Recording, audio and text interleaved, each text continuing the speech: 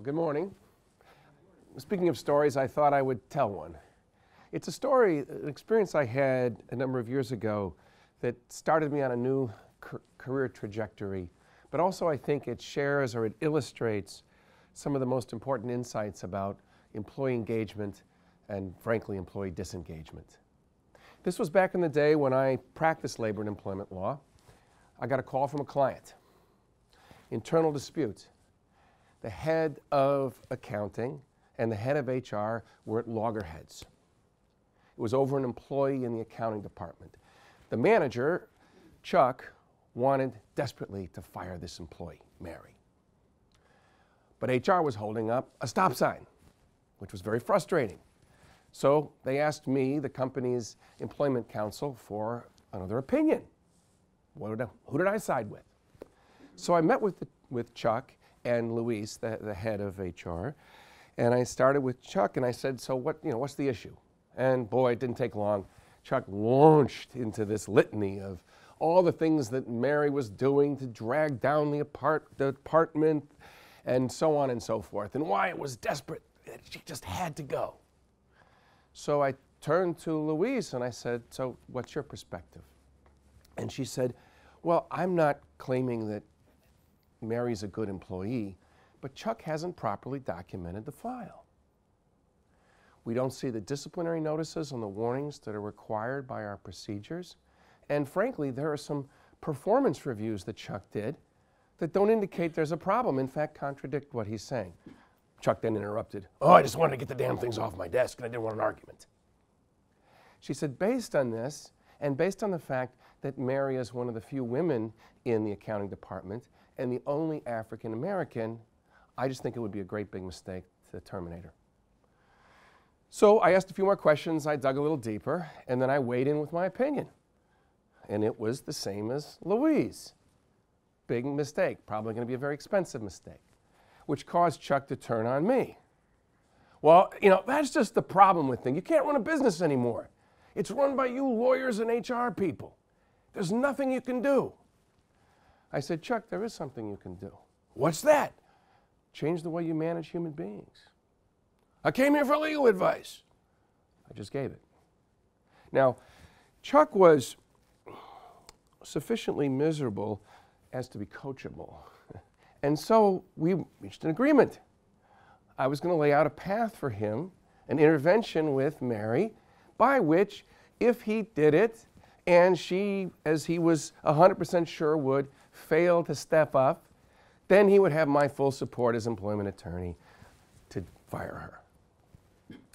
And so essentially what I did is I said, Chuck, okay, set aside all the things that bother you about Mary. I want you to step back. I want you to focus on her job. Tell me what excites you about that job. If you see certain behaviors, certain actions that are the absolute most important, I'm not talking job description here. I'm like a movie script in your head that would make you smile to watch this person in action. What are the most important things that matter in that position? Well, it took a little time, and yet we came up with, and he came up with basically 3 sentences that capture that. The first is, puts every number in its proper place at the proper time and the proper amount. Well, duh, it's an accounting department. The second was something that Chuck took a lot of pride in because he felt that even though it was accounting, it was an aspect of customer service. He called it his alpha list, which was all of the company's customers organized alphabetically. The list was then divvied up among employees in the department with the charge or responsibility of having at least one contact with every customer every 60 days. If there wasn't a specific business purpose, you checked in. And that was very important. So consistently calling the alpha list was another sentence. And then the third was Chuck's vision of sort of interchangeability of parts. And that sentence was, behaves cooperatively and collaboratively to promote a team atmosphere of all for one, one for all. Those were the 3 things he said. That's what, if I get this, then I've got a star, I've got a winner. So next was, how was he going to approach Mary? And it was not as, here's another disciplinary notice for you so we can properly document the file. It was, here's an opportunity for us to hit the reset button. Right now we have something in common, which is we're making each other miserable.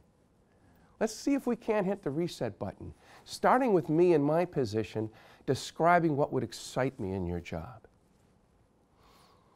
And that was essentially how we started it. And then I said, okay, assuming again, as Chuck was assuming, that Mary was going to be unable or unwilling to step up, then he would get what he wants, as I say, miserable enough to be coachable. Well, I got 2 calls thereafter relating to this. The first call occurred about 6 weeks after. And it was Chuck, and he wanted to give raises and some bonuses to the other employees in the department. And Louise had held up a cautionary sign, not surprisingly. Well, what was going on? Well, when I met back with Chuck on this exercise, I said, now, here's one of the things you've got to do. You're not going to single Mary out. This is going to be a reset opportunity with all of your employees. So you're going to do the same exercise with every job in your department and meet with each one of them the same way.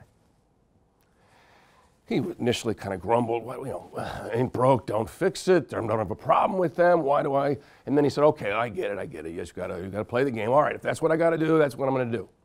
So he had done that with each of them. Now, 6 weeks later, he wants to give them raises. Why? Well, they found another gear. I mean, I didn't know it, but they've gotten a hell of a lot better at what they're doing.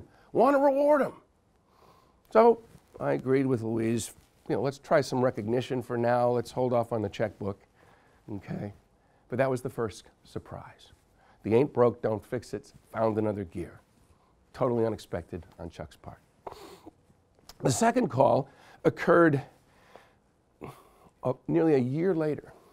And the first surprise of that call was, it was about Mary. I said, oh, Mary's still employed. Surprise, surprise.